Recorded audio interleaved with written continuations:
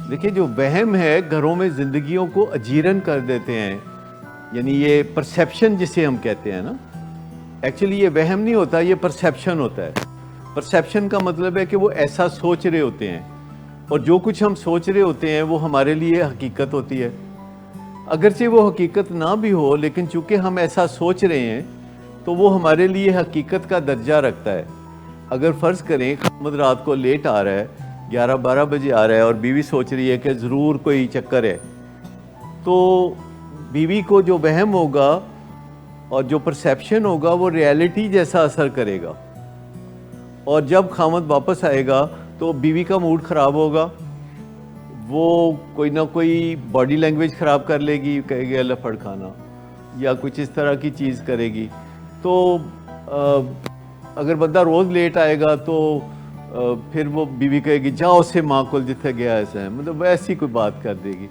तो मतलब कहने का ये है कि वहम और परसेप्शन जो हैं, इनका जो ताल्लुक है परसेप्शन नहीं होता, रियलिटी की तरह होता है। हाल इसका ये है कि कभी भी किसी के वहम को सपोर्ट मत करें, किसी के वहम की खातर तसल्ली मत दें। हमेशा प्रिंसिपल सेंटर्ड रहे, प्रिंसिपल सेंटर्ड, कि अगर आप किसी के खौफ से या किसी की वजह से किसी के वहम को सपोर्ट करने की खातर अपने बिहेवियर चेंज कर लेंगे तो उसको रिवॉर्ड हो जाएगा, उसका प्रॉब्लम और बढ़ जाएगा। जैसे कई लोगों को ओसीडी होती है और उनकी फैमिली उनका साथ देने लगती है। ओसीडी वालों को बाज़ औक़ात वहम होता है कि कोई जगह साफ़ नहीं है तो उसको बार बार साफ़ करते हैं वो, या इस तरह की कोई चीज़ करते हैं, बार बार हाथ धोना। या कईयों को होता है कि पता नहीं उन्होंने नमाज में सही रकातें पढ़ी हैं कि नहीं पढ़ी, तो वो फैमिली मेम्बर किसी को कहते हैं कि मैं नमाज़ पढ़ना थे, तू वेख, तू मेरी रकातें गिन, और वो रकातें गिनना शुरू हो जाते हैं, और उसके बाद ये वहम बढ़ता रहता है। इसी तरह बाज़ औक़ात मियाँ को बीवी पे और बीवी को मियाँ पे शक होता है, तो उसकी वजह से मियाँ या बीवी ख़ास एहतियातें शुरू कर देते हैं ताकि दूसरे का शक दूर हो जाए, पर इससे शक दूर नहीं होता, इससे शक बढ़ जाता है। जब भी आप गलत चीज़ को एक्नॉलेज करके रिवॉर्ड करते हैं तो वो चीज़ बढ़ जाती है, वो कम नहीं होती। तो आपको प्रिंसिपल सेंटर्ड होना चाहिए कि जो प्रिंसिपल है उसके मुताबिक चलना। देखिए इसमें आप एम्पैथेटिक हो जाए ना। एम्पैथेटिक एक चीज़ होता है, सिंपैथेटिक दूसरी चीज़ होता है। एम्पैथी का मतलब ये है कि आप उनके ज़हनी हालात के अंदर जाके सोचें कि एक माँ या बाप या कोई भी कई साल तक अगर ऐसे हालात में से गुज़रा हो जिसमें ये सारी हरकतें कभी ना कभी होती रही हों, बल्कि साफ़ ही कहा जाता हो कि जी मैंने नहीं बताना मैं कहाँ जा रहा हूँ, और मैंने नहीं बताना कि मैं कहाँ से आ रहा हूँ। अगर पूछा जाए कि किथे जा रहे हैं तो जवाब होता है इत्थे ही। अगर पूछा जाए कि कित्थों आ रहे हैं तो कहते हैं इत्थे ही।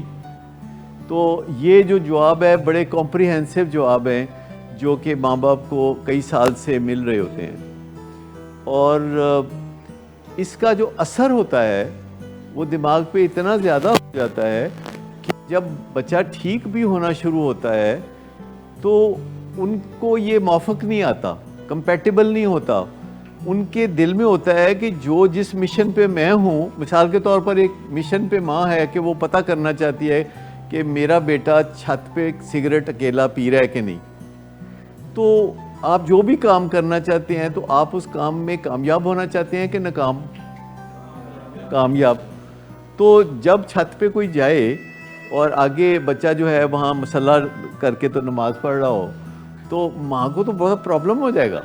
मैं बहुत आजिज़ी के साथ और बहुत हम्बली पेरेंट्स को कहना चाहता हूँ, फैमिली मेम्बर्स को कहना चाहता हूँ कि आपने जो गुजारा किया होता है पेशेंट के साथ कई साल, आपने जो गुजारा किया होता है वो बहुत तकलीफ़ देह हालात होते हैं जिसमें आपने गुजारा किया होता है।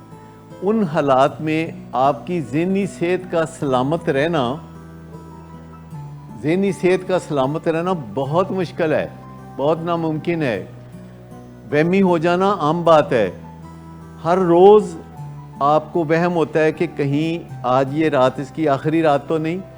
रातों को नब्ज़ें चेक करते हैं, आप डॉक्टर लोग हैं जो रातों को सब नब्ज़ें चेक करते हैं बच्चों की, वहम की वजह से करते हैं। मैं आपको बता रहा हूँ कि जब आप मुसलसल मनफी तजर्बात से गुज़रते हैं تو آپ کا ذہن متاثر ہو جاتا ہے. اصل بات یہ ہے کہ یہ وہم ہو جانا کوئی بڑی بات نہیں ہے، اور گفتگو اپنی ایسی رکھنی چاہیے کہ جب آپ کو وہم ہو تو آپ بولیں کہ مجھے وہم ہو گیا ہے، جب آپ کو یقین ہو تو آپ بولیں کہ مجھے یقین ہو گیا ہے، آپ یقین سے بات کریں.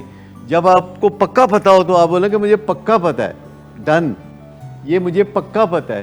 لیکن جب آپ کو وہم ہو تو کبھی بھی تکا نہ لگائیں کہ یہ مجھے پکا پتہ ہے. اب اتنے تجربات میں سے بندہ گزرا ہوتا ہے، اور جب وہ صحت مند ہو جائیں گے تو آپ کو پھر وہم ہو سکتے ہیں. اور اسی لیے میں کہتا ہوں کہ جب آپ کا پیارا صحت مند ہو رہا ہوتا ہے تو آپ کو ساتھ ساتھ صحت مند ہونا چاہیے. یہ بہت امپورٹنٹ ہے کہ اگر آپ ساتھ ساتھ صحت مند نہیں ہوں گے تو آپ اس کو واپس اپنی بیماری میں کھینچیں گے.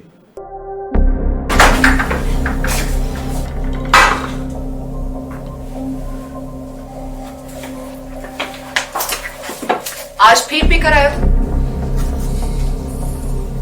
میرا نہیں تو ان بچوں کا ہی خیال کر لو. بند کرو تم اپنی بکواس. لیکن تم اپنی گھٹیا حرکتوں سے باز مت آنا.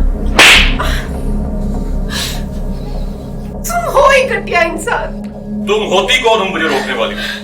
تمہارے باپ کے مال کی پیتا ہوں کیا؟